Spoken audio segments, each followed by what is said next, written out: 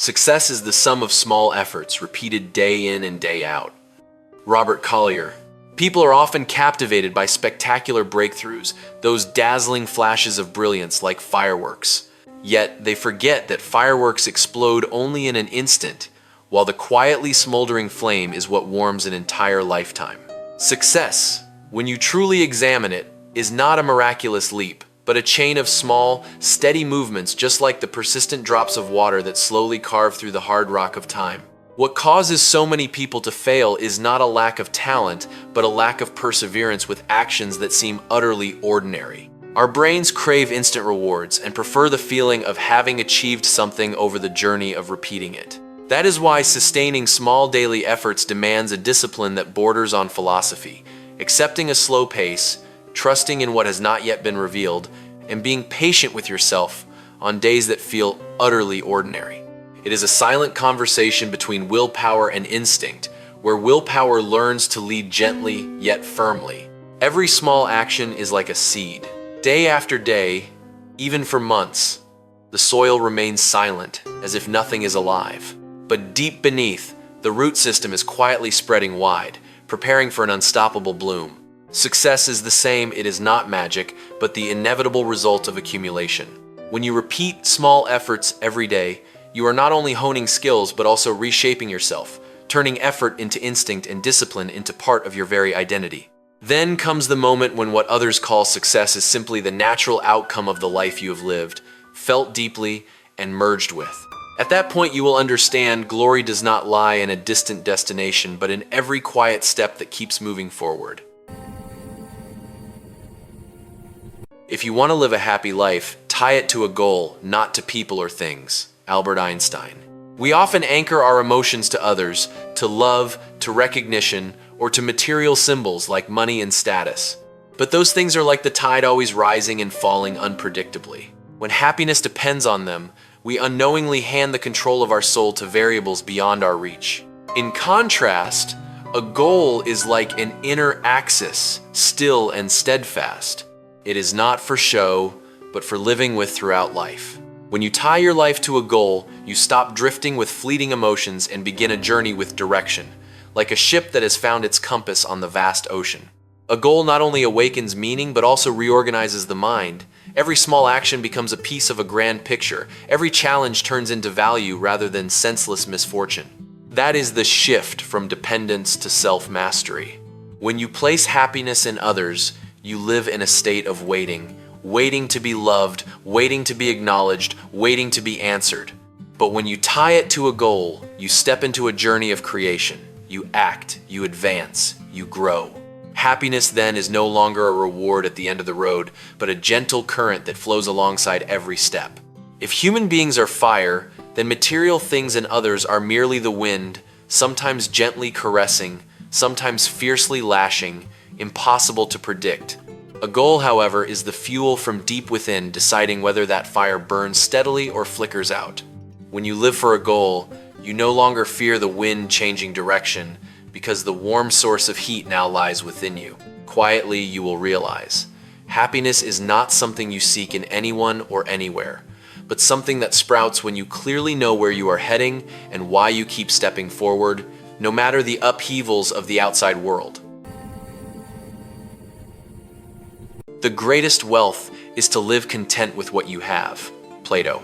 The more we possess, the more we feel lacking.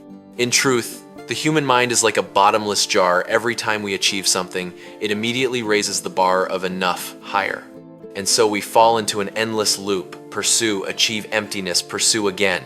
Outer wealth grows ever richer, yet the inner feeling of fullness is forever pushed further away. Contentment is not about stopping, but a profound state of awareness. It is the moment we learn to admire what we already have with a mindful and grateful gaze, instead of a view filled with lack and comparison. Like standing in a garden in full bloom, yet instead of being enchanted by its fragrance and colors, we fixate on the empty patches yet to be planted. When living in discontent, the mind always drifts to somewhere else, an imaginary realm where everything must be more perfect than the present. That very drifting causes you to lose the ability to receive happiness in the moment that already exists. Contentment is a true form of freedom. It frees you from the chains of external standards, those measures imposed by society, social media, or those around you. When content, you no longer live to prove yourself, but to enjoy. Every small thing, a simple meal, a peaceful morning, a heartfelt conversation becomes real treasure because you know how to feel and cherish it. If life is a cup, material things are only the water you pour in, while contentment is the ability to realize that the cup is already full. Some people own an entire ocean yet still feel parched, while others need only a single sip to feel completely fulfilled. The difference lies not in possessions but in how they perceive. Then one day you will understand, true wealth is not when you have more, but when you no longer feel lacking. At that moment, life stops being a fierce race and becomes a journey of enjoyment where every step, however humble, is already complete and perfect. I didn't come here to be perfect, I came here to live true to myself, Lady Gaga. People quietly cling to the illusion of a flawless version of themselves.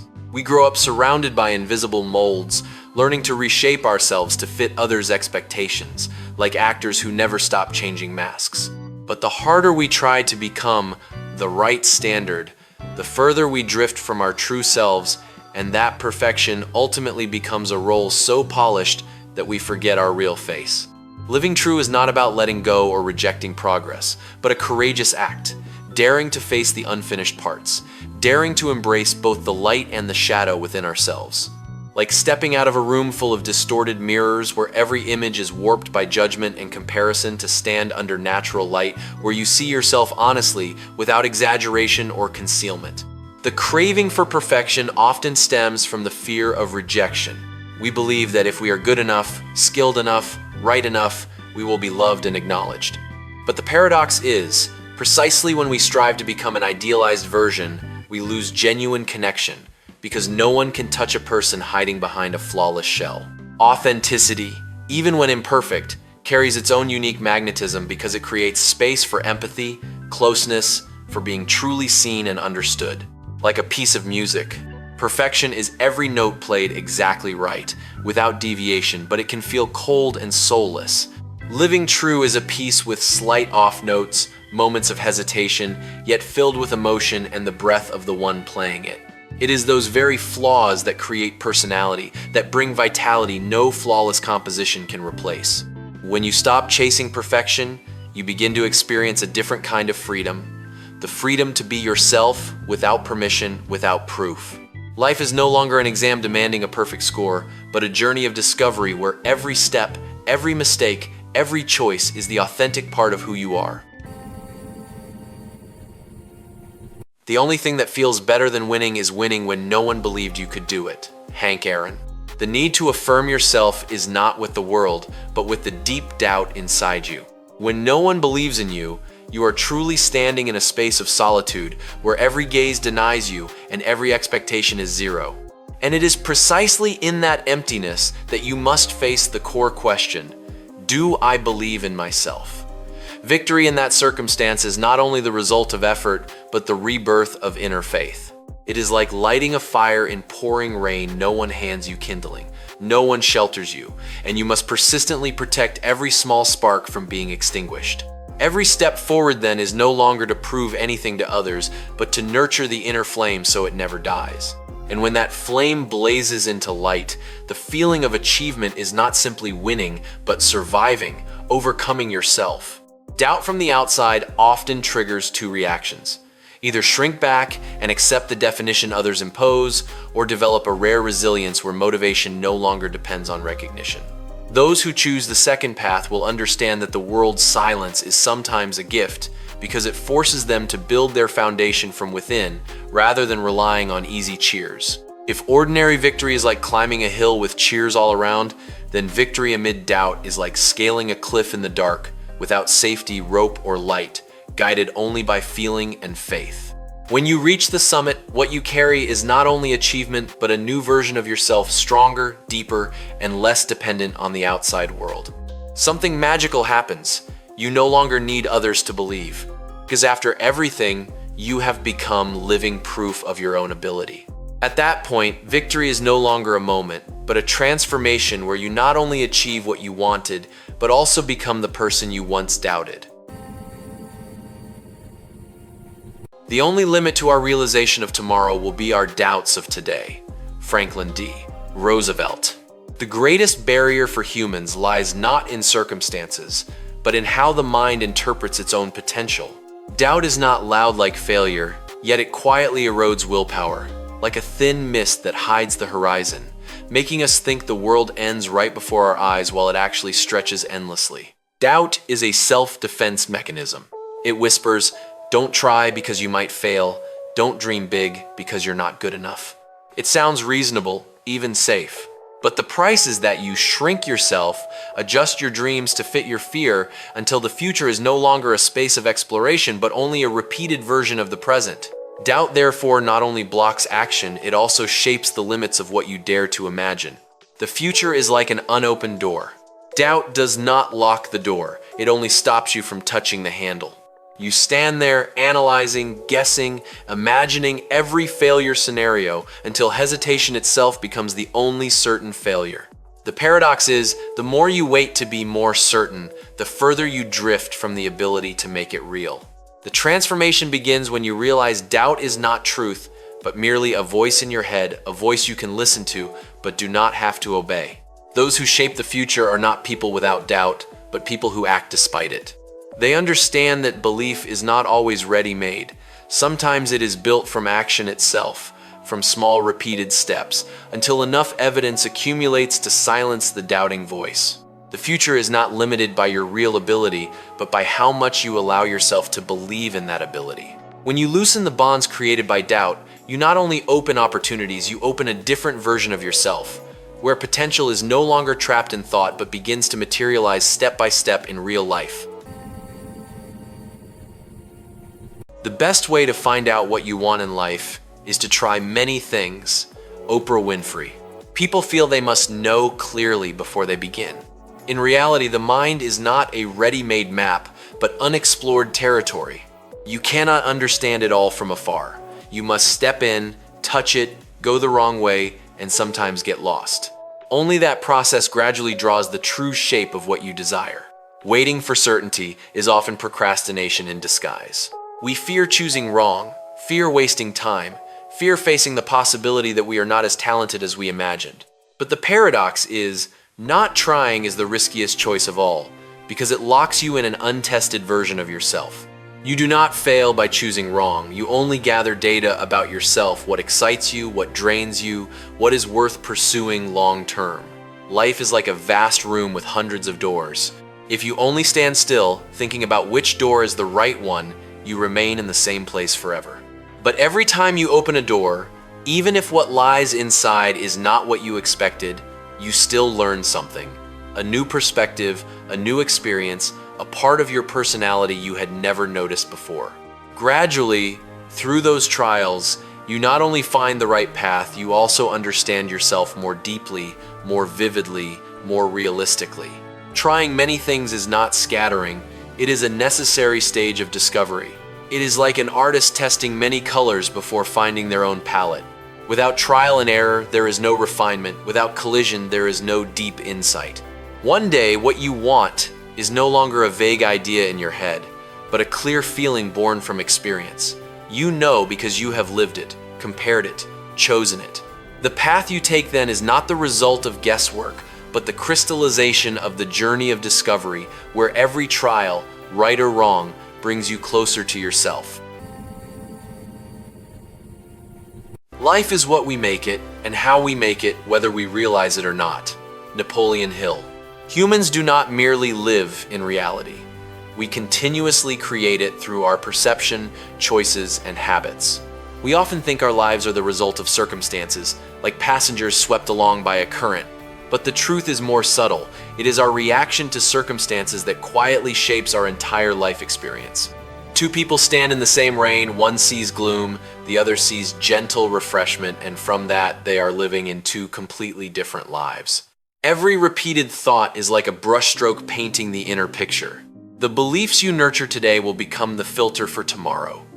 You see the world not as it is, but as you have grown accustomed to seeing it. When you believe you are powerless, you unconsciously act in ways that reinforce that belief. When you believe you can change, you begin to notice opportunities, even tiny ones.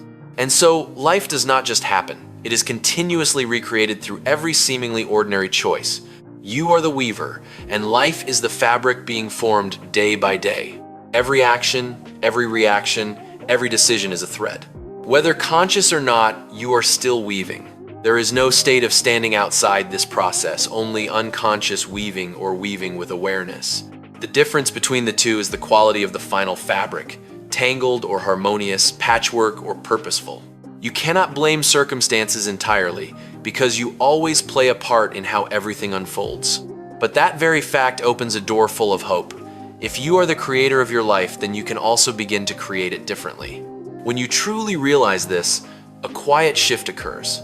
You stop waiting for life to change and start changing the way you live. At that moment, life is no longer something you endure, but a work of art you actively shape day by day, choice by choice, in the most ordinary yet powerful moments. You must participate to have a chance to win. Tony Robbins. People do not lack dreams, they lack action. They stand on the sidelines of their own game, watching, analyzing, waiting for the perfect moment, an illusion that never arrives. And while they hesitate, opportunity slips away silently like a train that never returns. Not participating is often disguised under reasonable excuses, not ready yet, not skilled enough, not the right time. But in truth, it is a self-protection mechanism against the possibility of failure. When you do not step in, you cannot lose, but at the same time, you rob yourself of every chance to win. It is a paradoxical safety. You avoid short-term pain, but forfeit long-term opportunities to grow and break through. Life is like a vast playing field. Those who stand outside may keep their clothes clean, without scratches or sweat, but they also have no experiences, no victories, no stories to tell. In contrast, those who dare to step in may stumble, may be rejected, may fail, but those very collisions sharpen them, making them keener and more mature over time. Action has special power. It breaks the cycle of doubt. When you begin, even with one small step, you send a signal back to yourself, I am doing it. And from there, belief is no longer something you wait for, it is built through real experience. The more you participate, the more you understand the rules, the more you adjust your strategy, the closer you get to the possibility of winning. What matters is not whether you are guaranteed to win, but whether you dare to step in. Because victory never belongs to those who stand outside the game. It belongs only to those who accept risk, dare to face uncertainty, and have the courage to say, I will try. One day you will realize the moment you decided to participate was already the first victory. Victory over fear, over procrastination, and over the version of yourself that once chose to stand still. People often say motivation doesn't last. It's just like taking a shower. That is why we should shower every day. Zig Ziglar. Motivation is not a permanent state, but an energy flow that must be renewed continuously. People often mistakenly believe that one single inspiration is enough to change a lifetime, like a spark that can burn forever without more fuel. But in reality, the mind works like the body. It needs to be nourished, cleaned, and renewed every day. Motivation, like cleanliness, is not something you achieve once and keep forever. It is easily worn down by fatigue, doubt, failure, and the monotonous repetition of daily life. One day you are full of energy, the next you may fall into lethargy without knowing why. That is not a sign of weakness, but the natural essence of being human. The problem is not that you lose motivation, but whether you accept that you need to consciously recreate it. Every day, dust those negative thoughts, procrastination, fear quietly accumulates. If you do not clean and renew, that room will gradually become stifling. The motivation shower each day can come from small actions, reading something inspiring, reminding yourself of your goal, taking action even when you feel no spark. It is not a grand thing, but that very repetition keeps your inner world free of dust. You cannot wait until you have motivation before acting, just as you cannot wait until you feel clean before showering. It is action that creates the feeling. When you start, even without enthusiasm, you are restarting your inner system, little by little. Persistent people are not those who always have motivation, but those who understand that motivation must be nurtured every day. They do not search for inspiration like a miracle, they build it like a habit. Then life no longer depends on moments of feeling like it, but is guided by a steady rhythm where you keep moving forward, even on days when nothing special happens.